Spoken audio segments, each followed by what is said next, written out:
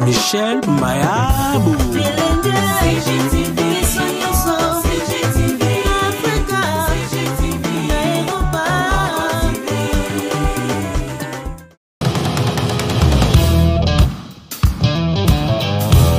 Je vous prie d'accueillir avec joie, bonheur et acclamation la candidate Princesse Betou de Mbuji-Mayi.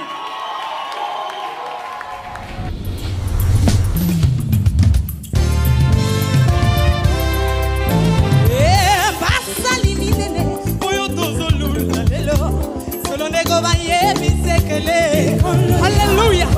Yes. Abraham écoute, yé papa y en condiment. Avec un zambe, Jova Chiré. Yahweh, on monite moya makasi kuna nango makamel. Okweza ma prophète Savala. Moïse et Aaron a eu milomène en condiment. Balonga libota malin. Akaya koto mate. Mukuna wajibuni za miwanye. Hallelujah.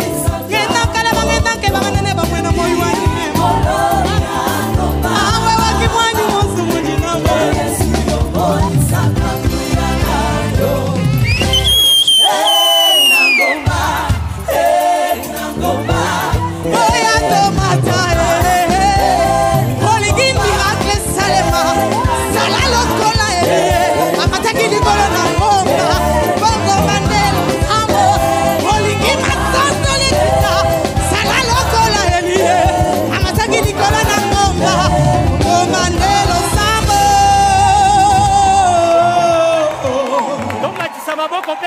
Pour la princesse.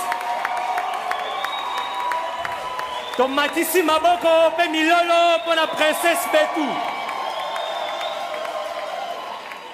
Vous savez comment faire pour soutenir Princesse? Elle est la candidate numéro 58. On applaudit encore très fort une fois de plus pour Princesse Betou de Mbuji-Mayi. Merci beaucoup. Très heureux de vous savoir nombreux branchés sur notre chaîne Congo Gold TV. Et nous sommes là pour vous présenter votre émission que vous aimez bien. Ça nous intéresse, cette émission socio-culturelle qui parle sur la vie de certaines personnes, certaines autorités cette émission qui épingle plusieurs points. Je suis Gloire Momba. Aujourd'hui, nous allons recevoir pour vous le professeur Raphaël Moussampa Chibalabala. C'est l'un des cofondateurs du parti de l'UDPS que vous connaissez tous. Il a vécu longtemps avec le feu Étienne Tshisekedi Lumumba et il a une histoire. Nous allons le recevoir, nous allons parler avec lui suite à la mort. Ça fait de cela 5 ans que le feu Étienne Tshisekedi Lumumba a quitté la terre des hommes. Et cela, c'était le 1er février 2017 à Bruxelles où il a quitté la terre des humains. Restez branchés, nous revenons pour le recevoir.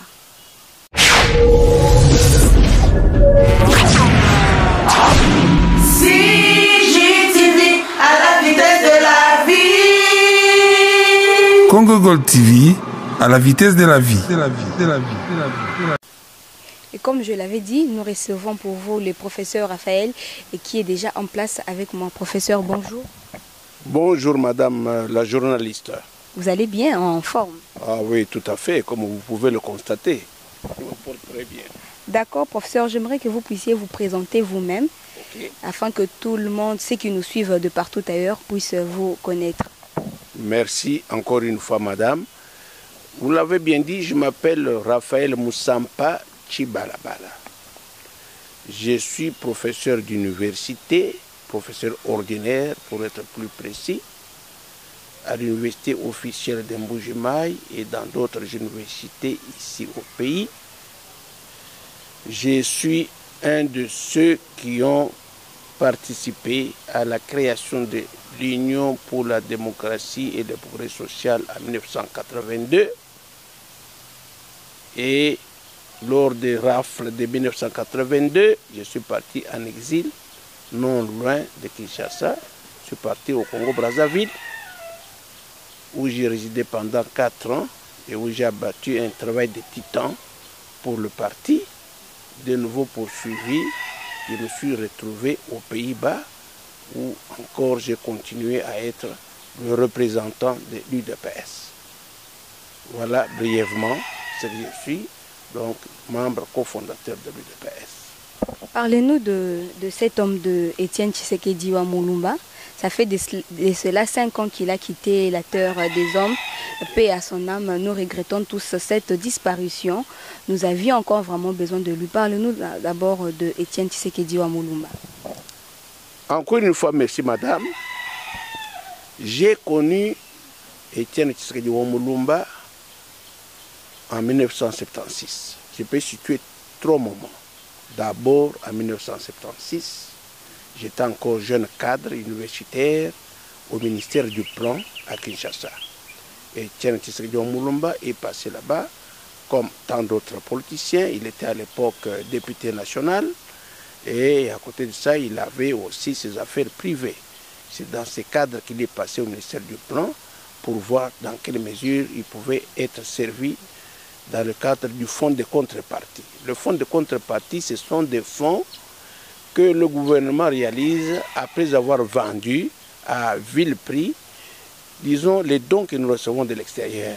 Par exemple, l'Italie nous envoie, je ne sais pas combien de tonnes de riz, ou tout autre pays. Eh bien, le gouvernement met cela à la disposition d'hommes d'affaires pour qu'ils puissent vendre aux consommateurs.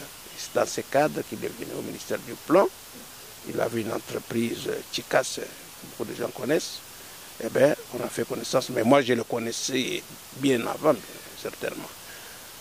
Ensuite, nous nous sommes encore rencontrés en 1977, cette fois-là dans un cadre politique, parce qu'il y avait des élections des députés, des élections dites démocratiques par le pouvoir du président Mobutu à l'époque. On était encore ensemble.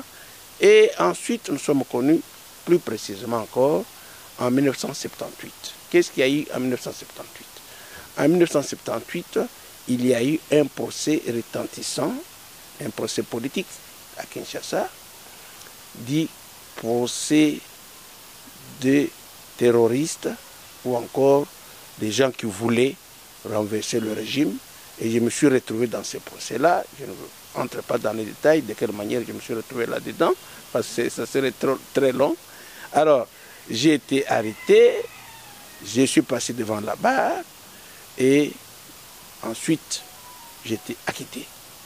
À ma grande surprise, le lundi 20 mars, alors que je me reposais, après tout ce que j'ai connu, pendant ce temps-là, où j'étais au cachot, voilà, que les enfants viennent m'appeler. Papa, papa, papa, qui c'est que dit te cherche? Ah, je n'ai pas compris. Nous sommes au campus, à la maison L9. Je sors, effectivement, c'était Étienne qui était venu seul au bord de sa voiture, l'une de ses voitures, Mercedes grise. Nous nous embrassons, nous nous asseyons dans la véranda. Il me dit ceci: mon cher Raph, je ne te croyais pas courageux à ce point. Ce jour-là, j'étais assis devant la télévision lorsqu'on présentait les soi-disant terroristes. Alors j'étais vu. Je me suis dit, oh, qu'est-ce que Moussa peut aller chercher dans cette affaire? On va les tuer. Dis-moi un peu, qu'est-ce que c'était au juste? Voilà. Après cette introduction, je leur ai raconté ce que je connaissais de ce procès-là. Et c'était en fait le début d'une collaboration politique qui commençait. Car en 1979, il y a eu des massacres de créateurs de diamants ici au Kassai oriental et plus précisément à Katekelai, mon village. Tshisekedi, Ngalula, Kanana, Makanda, Berchika François et tant d'autres députés du Kassai oriental ont initié une lettre de protestation pour dire au président Mobutu que vous avez tué des gens chez nous, il faut pour cela qu'il y ait une enquête au niveau international. Le président Mobutu était surpris, il y a eu une délégation de la Ligue internationale des droits de l'homme qui est descendue à Kinshasa, et c'est à partir de ce moment-là qu'on a d'ailleurs parlé des droits de l'homme au Zaïre, parce qu'on n'en parlait pas. Et naturellement, nous étions parmi les lieutenants qui les soutenaient. pour que cette affaire-là puisse aboutir. Nous sommes en 79. En 1980, les députés, auteurs d'une lettre ouverte adressée au président Mobutu, la lettre de 52 pages dont on parle tant jusqu'à aujourd'hui, une lettre critique de bout en bout qui passait en revue la situation générale du pays, secteur par secteur, et qui démontrait clairement, chiffre à l'appui, que le pays était mal géré et qu'on tendait vers vraiment la faillite. Alors, ils sont arrêtés, ça c'est la partie politique déjà que j'explique, ils sont arrêtés en décembre 1980, relégués dans différents endroits. Tshisekedi était relégué à Isangi, dans le Haut-Congo, et plus précisément à 125 km de Kisangani. Ngalula était relégué ici au Kassai, les Makanda dans les Bandundu, etc. Ils sont sortis de cette prison, de cette relégation, en décembre 1981. Nous qui les soutenons, nous qui étions en quelque sorte leurs sympathisants, nous sommes allés vers eux pour les féliciter de ce qu'ils avaient posé comme acte de bravoure. Parce que madame, à cette époque-là, fréquenter des gens comme cela, ce n'était pas donné à tout le monde. Ah oui, il fallait être courageux pour le faire. Et on l'a fait. Et pas longtemps, au mois de février, ils ont créé l'Union pour la démocratie et le progrès social. Les 13 hommes qui étaient relégués sont revenus, mais n'étaient plus 13, parce qu'il y en a qui ont carrément quitté, qui ont baissé les bras, tels que Baba Kyungo Wakomwanza, tels que l'honorable Mbombo Lona de Kanangesi à côté, tels que Biringa Nine et autres. Ceux qui sont restés ont décidé de continuer et de créer un parti politique, un parti d'opposition. Et ils ont été rejoints par d'autres citoyens congolais courageux, tels que Frédéric Kibasa Maliba, tels que Marcel Liaou, tels que Faustin Birindoa, tels que Vincent Bouankiem et tant d'autres. Ils ont créé le parti politique en février 1982. Et immédiatement, on a commencé des négociations avec le pouvoir. Le pouvoir était représenté par le ministère de l'Intérieur, qui était en ce moment-là dirigé par le professeur Félix Vundoo, que je respecte beaucoup, et les délégués des 13 parlementaires. Les négociations n'ont pas abouti, c'est-à-dire qu'ils n'ont pas voulu renoncer à leur ambition de créer le deuxième parti politique.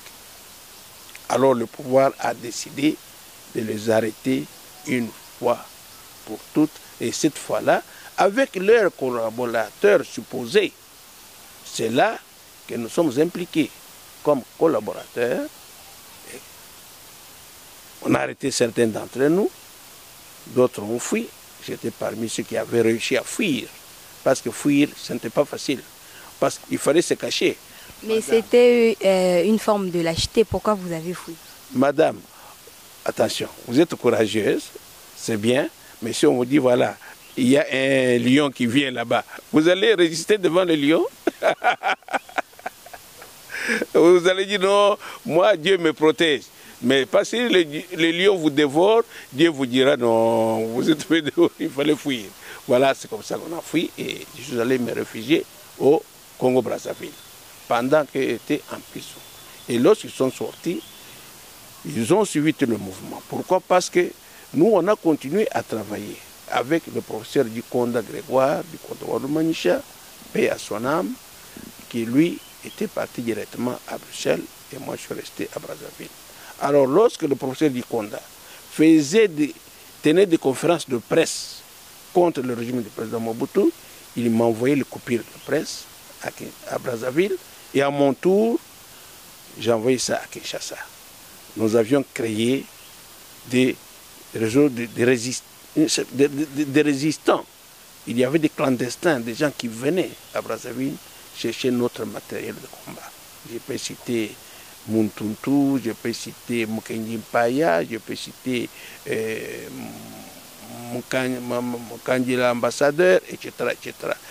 Ils faisaient la navette, ils venaient chercher le matériel. Et nous avons continué à faire parler de l'UDPS. Et nous avons eu aussi la chance de tomber sur un industriel belge du nom de Johan Koers, qui a contacté des comptes à Bruxelles et qui nous a fait fabriquer 10 000 bics. Tenez bon, l'UDPS vaincra. Alors, on a envoyé 2 mâles de ce bic-là à Brazzaville pour que je puisse les infiltrer à Kinshasa. Naturellement, ça n'a pas été facile avec des services de sécurité, parce qu'on a ouvert le mâle, on a vu cela. Ils m'ont dit, monsieur Moussampa, vous nous cherchez des problèmes avec Mobutu. Mobutu était craint et respecté en Afrique, madame. Finalement, c'est arrivé, et quand c'est arrivé à Kinshasa, ça a fait tabac. Les gens sont debout, l'IDPS est toujours là, nous sommes là, etc., etc. Et finalement, en remontant la chaîne, on a découvert que ça venait du travail que je faisais, et c'est ainsi que j'étais de nouveau obligé de quitter le Congo-Brazzaville. Alors, nous avons continué le travail avec Tshisekedi lorsque il est encore venu en Europe, lorsque il a fait son périple nord-américain, qui est rappelé dans plusieurs ouvrages qui parlent de lui, et que je cite aussi dans mon livre ici que j'ai écrit. Et oui, et ce travail demandait beaucoup de courage. Grâce à la détermination d'Étienne Tshisekedi, nous étions obligés de le soutenir et de rester toujours derrière lui. Voilà en ce qui concerne la partie politique avec Étienne Tshisekedi. Mais ce n'était pas un chef facile, hein? C'était un chef très exigeant, un chef qui tenait absolument, n'est-ce pas, à ses objectifs qui s'étaient fixés. Et chaque fois on essaie de le dissuader, président, est-ce qu'on ne peut pas faire marche arrière, essayer d'envisager des négociations, il refusait catégoriquement. Et ensuite, je retiens qu'il était profondément démocratique. Il croyait beaucoup à la démocratie. Il ne cessait de dire, si nous n'avons pas de démocratie dans ce pays-là, eh bien, le pays ne peut pas décoller sur le plan économique. C'est ce que nous constatons aujourd'hui. Et ensuite, je souligne qu'il était un homme convaincu, acquis à la non-violence. Il croyait à la non-violence. On a fait des tentatives, on a pris des contacts pour essayer de former une armée. Il s'opposait catégoriquement. Il était question d'aller en Libye. J'ai pris contact avec l'ambassade de Libye à Brazza pour qu'on envoie des gens. Et Etienne a refusé. Il croyait à la non-violence. Il disait, avec le BIC ici, nous allons vaincre Mobutu. C'est ça, ce que je retiens de Tshisekedi. En tout cas, ce ne sont pas des petits souvenirs, ce sont vraiment des grands souvenirs. Nous comprenons que vous avez vraiment l'histoire avec le feu Étienne Tshisekedi Wamulumba. Alors parlez-nous d'abord de son côté positif et négatif. Oui. Positivement, Étienne, c'est d'abord sa personnalité. Hein? Il était sûr de sa personnalité et il n'entendait pas marchander quoi que ce soit. Il tenait à ses idées. Étienne avait une ligne de conduite sur le plan politique. À chaque fois, quand il nous envoyait prendre des contacts et qu'on lui faisait le rapport, il essayait de savoir si ces gens-là peuvent être utiles pour l'UDPS et ces gens-là sont de notre obédience ou pas. Et ce que je disais, côté négatif, comme tout homme, le revers de la médaille, n'est-ce pas, ça ne manque pas. C'est qu'il s'énervait parfois vite, très vite. Il s'énervait. Quand il s'énervait, vous le voyez déjà commencer à dire non, je n'ai pas dit ça. Alors ça, il est fâché. Donc, c'est ça. D'accord, nous avons parlé de Étienne Tshisekedi Wamulumba. Alors nous allons parler de vous, professeur. Qu'est-ce que vous avez apporté aussi au sein de l'UDPS? Vous avez vécu avec le feu Étienne Tshisekedi Wamulumba. Et vous, à ses côtés, qu'avez-vous apporté? Ok, merci beaucoup madame. Je viens de souligner d'abord le travail abattu à partir du Congo-Brazzaville. Il fallait, vous voyez, le parti venait de voir le jour. Il fallait absolument... Il fallait tout faire pour ne pas baisser le bras, c'est-à-dire le parti était décapité lorsqu'on les a arrêtés. Mais nous qui étions restés, nous avions le devoir moral de faire asseoir le parti, de faire parler du parti. Je vous disais que le matériel venait de Bruxelles et j'ai infiltré ça à Brazzaville, et à Kinshasa, pardon. Et c'est grâce à cela que nos combattants restaient debout. Et les combattants continuent à crier toujours, l'UDPS est là, l'UDPS continue, l'UDPS vaincra. Voyez-vous? Donc c'est déjà un apport très, très, très important. Et eux, ils ont envoyé des émissaires auprès de moi pour que je puisse, disons, leur donner le matin dont on avait besoin en Brazzaville. J'ai encadré des jeunes Congolais pour, n'est-ce pas, faire triompher les idéaux de l'UDPS. J'ai formé des jeunes gens à Brazzaville et surtout en Hollande. Ah oui, beaucoup de jeunes gens qui n'osaient pas parler de l'UDPS. J'en ai formé beaucoup qui sont des missions aujourd'hui. Donc c'était pour la cause du parti, la cause de l'UDPS. Donc ces apports n'étaient pas vains, c'était nécessaire. C'était nécessaire. Absolument, pour que le parti puisse survivre, pour que le parti puisse continuer à aller de l'avant. On a pris beaucoup de contacts en tant que représentant. Oh, beaucoup de contacts. Beaucoup de contacts. On a été à des conférences avec lui-même, par exemple. Je me rappelle, le vendredi 16 novembre 1990, il y a eu, c'était juste après, la démocratisation du système par le président Mobutu. Il a proclamé le pluralisme le 24 avril 1990. Eh bien, arrivé au mois de novembre, un groupe d'Américains, Rainbow Lobby, a pris l'initiative d'organiser une rencontre à Washington de tous les opposants zaïrois à l'époque, c'est-à-dire même les syndicalistes étaient à cette conférence. J'ai été invité à cette conférence, Étienne aussi est venu du pays et nous sommes rencontrés à Washington. On a tenu cette conférence-là devant une grande foule de journalistes et des citoyens de toutes parts. Alors, c'est au cours de cette conférence qu'Étienne a sorti le mot d'ordre après avoir décrit, n'est-ce pas, tous les méfaits du président Mobutu. Il a fini par dire il doit partir. Vous comprenez? Alors nous avons repris en cœur, il doit partir, il doit partir. Donc on a participé à ces conférences, on a pris des contacts avec des gens, et ensuite il est venu aux Pays-Bas, où j'avais aussi tissé des contacts politiques solides, oui, qui sont encore là jusqu'à aujourd'hui. En Belgique, n'en parlons pas. Chaque fois, des conférences de presse, on devait, n'est-ce pas, être à ses côtés pour pouvoir donner des idées, rectifier le texte, ainsi de suite. Donc on a beaucoup travaillé. Professeur, restons d'abord là. Quels étaient ces combats entre le feu Étienne et Mobutu? Qu'est-ce qui faisait qu'ils ne s'accordent pas jusqu'à ce qu'il a créé un parti d'opposition?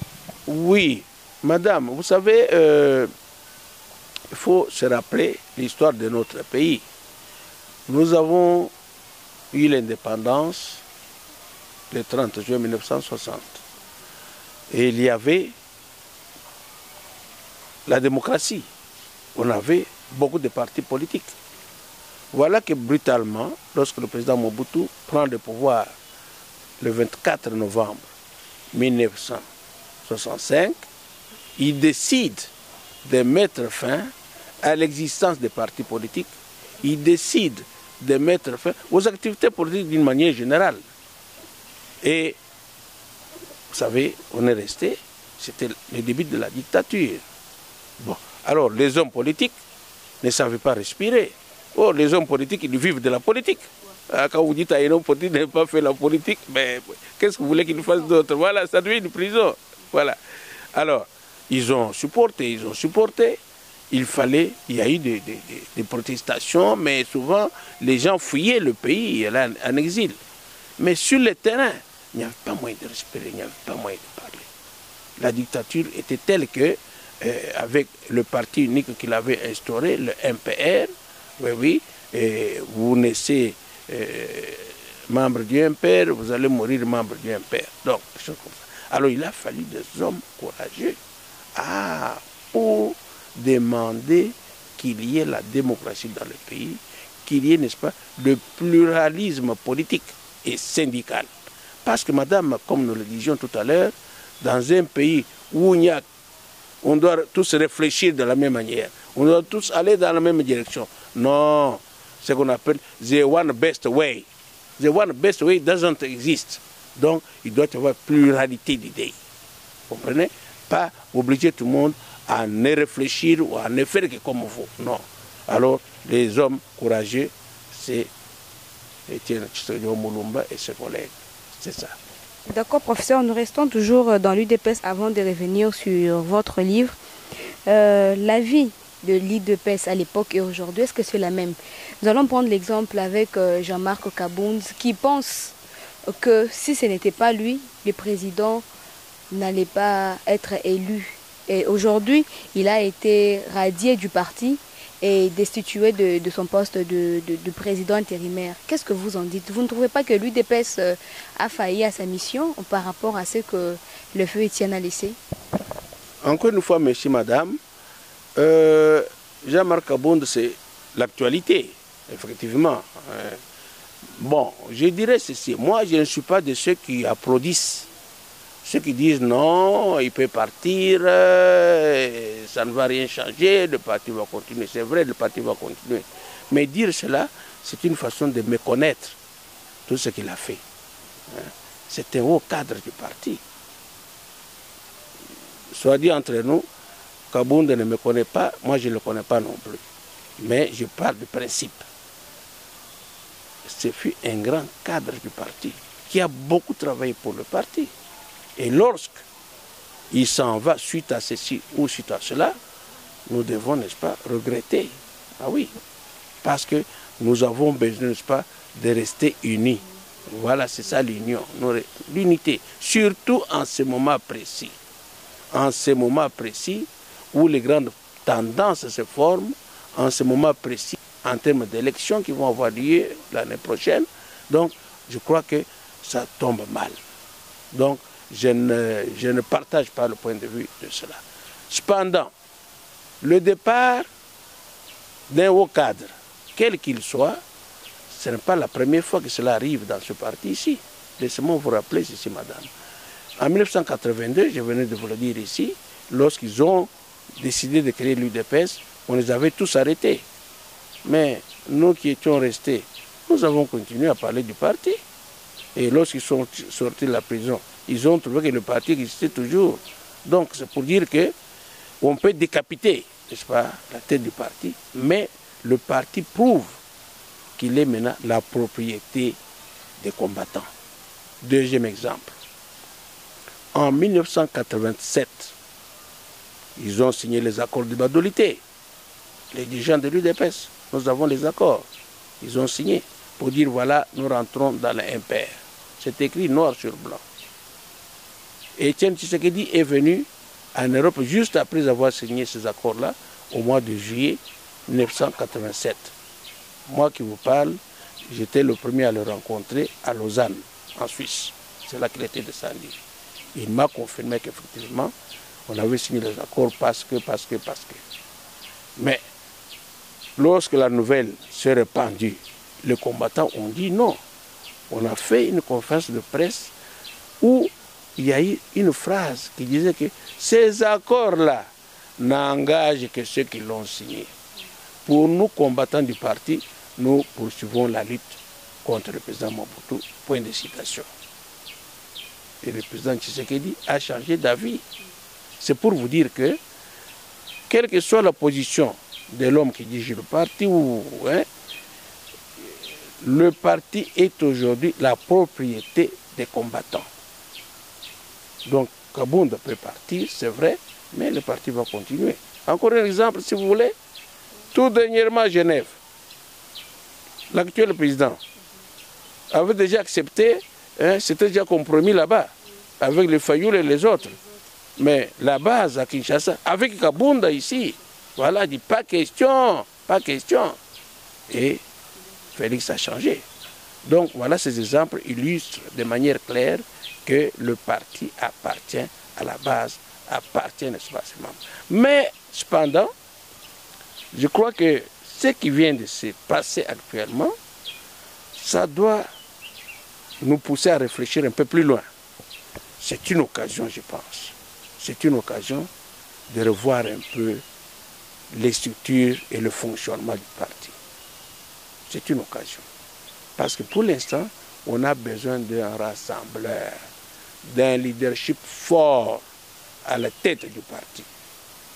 Et cela n'est pas le cas. Ce qui vient de se passer avec Kabunda, c'est naturellement le fruit ou le résultat d'une situation qui existe depuis bien longtemps, où on ne sait pas qui dirige le parti. On ne sait pas. Ce sont des retombées. Qui dirige le parti? Kabunda ne recevait même pas des hauts cadres du parti. J'en suis un exemple. Je suis allé pour lui présenter mon livre, il ne m'a pas reçu. Voyez-vous, hein? Donc il y a des choses à faire au sein du parti. C'est ce que dans mon livre ici, je propose. N'est-ce pas? On va y arriver, j'espère, que l'on puisse revoir le parti dans ce sens-là. D'accord, professeur, nous allons directement passer à votre livre. Parlez-nous d'abord de l'essentiel du livre, ensuite vous allez nous les présenter. Merci beaucoup, madame. D'abord, pourquoi le livre? Le pourquoi du livre. Je viens de vous brosser mon parcours au sein du parti. Je suis un des grands cadres du parti dès le début, dès le départ. Bon, ensuite, je me suis rendu compte que depuis son existence, le parti n'a pas d'histoire. On raconte du n'importe quoi. Chez les jeunes combattants, ils ne connaissent pas l'histoire du parti. Il n'y a pas d'archives non plus. Le parti n'a pas d'archives. C'est ainsi que j'ai pris, disons, la décision de mettre par écrit, selon moi, ce que je connais, ce que j'ai vécu. Donc je suis un témoin vivant. Voyez-vous, je ne raconte pas ce que j'ai lu, je raconte ce que j'ai vécu. J'ai assisté à tel événement, j'ai dit qu'on était avec Étienne Tshisekedi à tel endroit, c'est vérifiable. Vous comprenez? Donc il y a lieu de me faire confiance, de me faire foi. Et comment le livre s'appelle? Ça s'appelle UDPS, repères historiques, donc parler un peu d'historique, repères historiques et perspectives d'avenir. Donc perspectives d'avenir, c'est en fait mes propositions pour réorganiser le parti. Et éviter, je propose justement que la situation que nous connaissons aujourd'hui ne se reproduise plus. C'est-à-dire structurer le parti, mettre les hommes qu'il faut là où il faut. Hein? C'est-à-dire la base, le gouvernement, le poumon même du parti, c'est le secrétariat général. Et ça ne fonctionne pas, ça ne va pas. On ne doit pas se borner aujourd'hui à faire des matinées politiques. Ce n'est pas ça. Les partis politiques modernes sont des partis politiques qui forment d'abord les cadres, et les cadres de grandes valeurs, qui, disons, apprennent, n'est-ce pas, l'idéologie du parti à leurs membres, à leurs cadres, et à l'instar d'autres partis politiques de notre obédience à l'échelle internationale. Mais rester toujours de matinées politiques, non, ça c'est dépassé. Hein, des marches contre ceci, marches. Non. Les cadres ici ne savent rien du parti. Il y a des cadres qui tournent les pouces, qui n'ont pas dit, qui ne savent pas ce qu'ils doivent faire. C'est pas ça. Or, un parti politique, c'est un gouvernement. En fait, un gouvernement qui attend, n'est-ce pas, de prendre les choses en main. Maintenant, là, on est en train de critiquer l'UDPS. On dit, voilà, c'est comme si il ne s'était pas préparé pour prendre le pouvoir. Je crois qu'il y a des critiques qui sont fondées aussi. Où sont les cadres de l'UDPS? Où sont-ils? J'en profite pour revenir un peu à Tiens Tshisekedi. Hier, j'étais à l'église, en mémoire de Tiens Tshisekedi, bien sûr. Et puis, à travers le pays, on a organisé des messes par-ci par-là. Mais j'ai vu le programme établi par la maison civile du chef de l'État. Je déplore en fait. Ces programmes-là, madame, ni les orateurs, ni les co-débatteurs, il n'y avait aucun compagnon de lutte de Tiens Tshisekedi. Il n'y avait aucun collaborateur de Tiens Tshisekedi. Hein? Est-ce que c'est la meilleure façon d'apprendre l'histoire de quelqu'un de haut niveau comme Tiens Tshisekedi? Où sont ses collègues de lutte? Où sont-ils, les collaborateurs? Il en a eu. Les gens qui l'ont suivi à Mupompa, où sont-ils?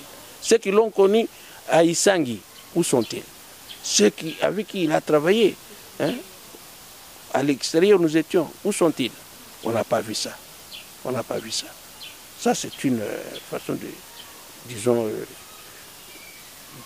enfin, de former, si vous voulez bien, madame, de former l'histoire du parti. Et là, je suis contre. Alors, professeur, vous pouvez brandir le livre à la caméra et comment est-ce qu'on peut avoir ces livres? Parce que vous ne l'avez pas écrit pour vous et pour le garder. Oui. Alors, comme je vous le disais, madame, j'ai pris l'initiative d'écrire ce livre ici, et en sortant des photos où je suis avec Etienne Tshisekedi lui-même. Donc c'est vous? Oui, c'est moi avec Etienne Tshisekedi. Vous étiez encore tout jeune? Oui, mais madame, je ne suis pas venu vieux au monde. Hein. Oui, j'avais aussi des cheveux. Voilà. D'accord.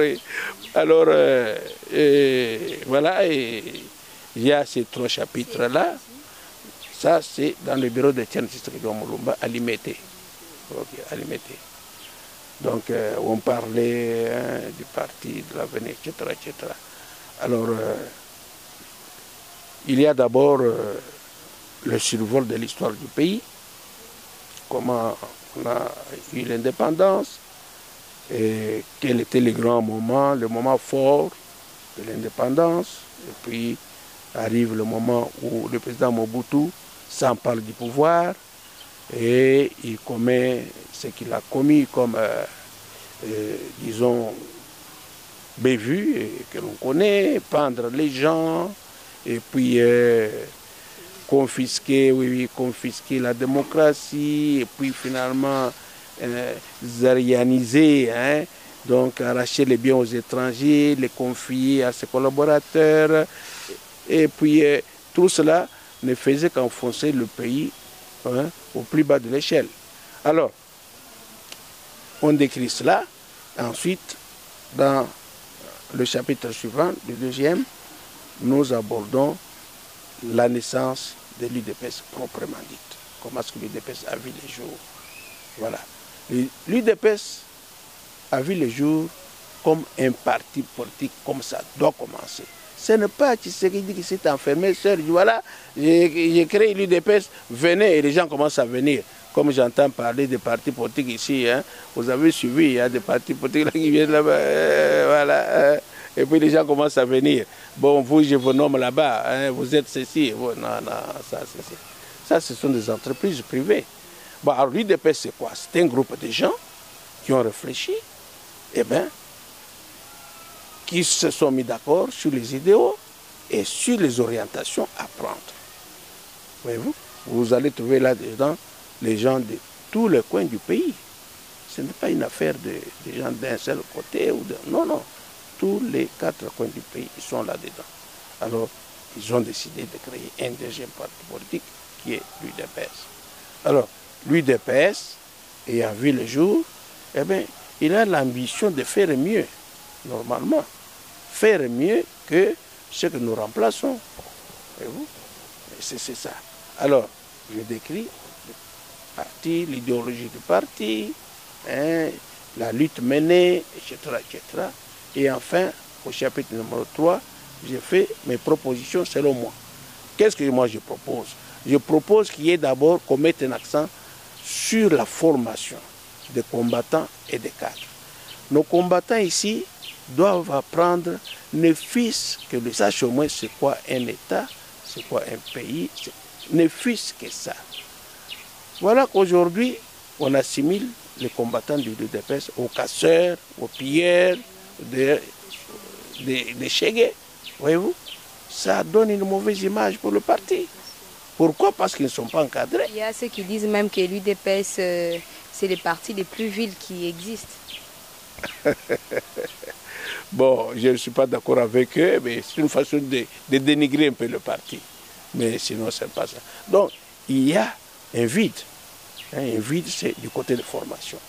Je propose ça, que nous puissions encadrer nos combattants, que nous puissions aussi former nos cadres à un certain niveau.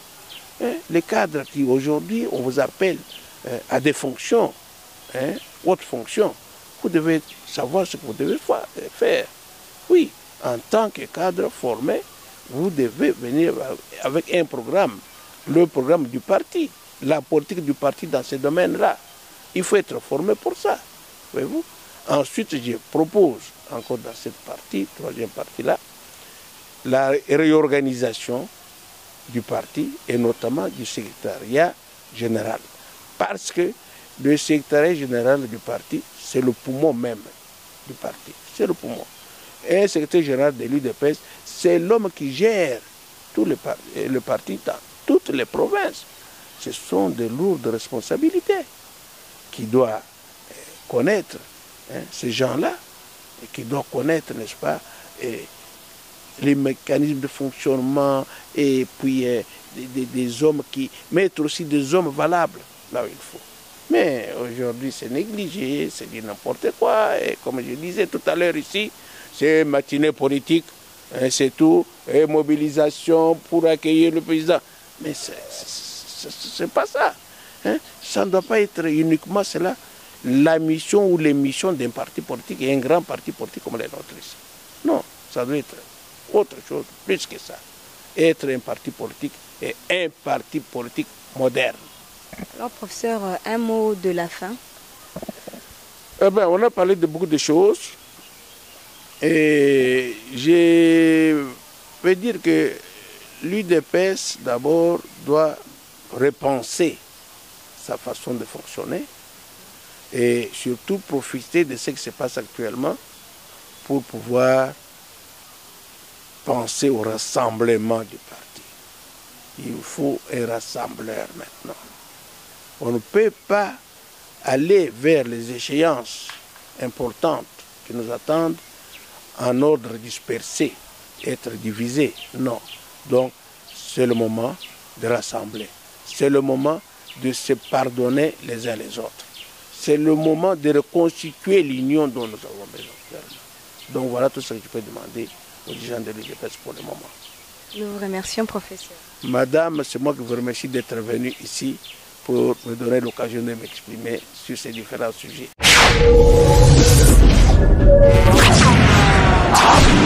CJTV à la vitesse de la vie. Congo Gold TV à la vitesse de la vie. Et voilà, nous sommes arrivés à la fin de notre émission. Ça nous intéresse. Vous avez compris que ça nous intéressait et nous avons fait un pas vers le professeur Raphaël Moussampa Chibalabala qui a vécu aux côtés du feu Etienne Tshisekedi Mulumba.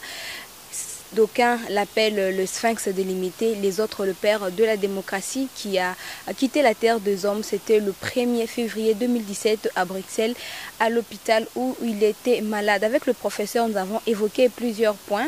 Vous avez compris toute l'histoire de l'UDPS, aussi sans oublier qu'il a un livre. Si vous avez besoin du livre, n'oubliez pas de nous contacter. Si cette émission vous a plu, abonnez-vous à notre chaîne. N'oubliez pas aussi de liker. Et nous saluons tous ceux qui nous ont suivis et nous vous remercions sincèrement. Nous saluons notre PDG de Congo Gold TV, Michel Mbayabo. Pourquoi pas, c'est lui qui a permis à ce que j'arrive chez vous. Partout vous nous recevez, Jonathan Madikam. Nous vous souhaitons plein de bonnes choses chez vous et continuez de suivre Congo Gold TV. Merci.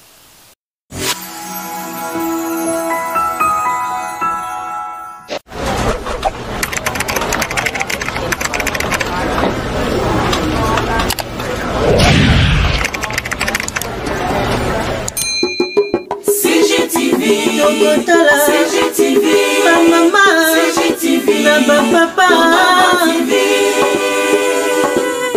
Michel Mayabou CGTV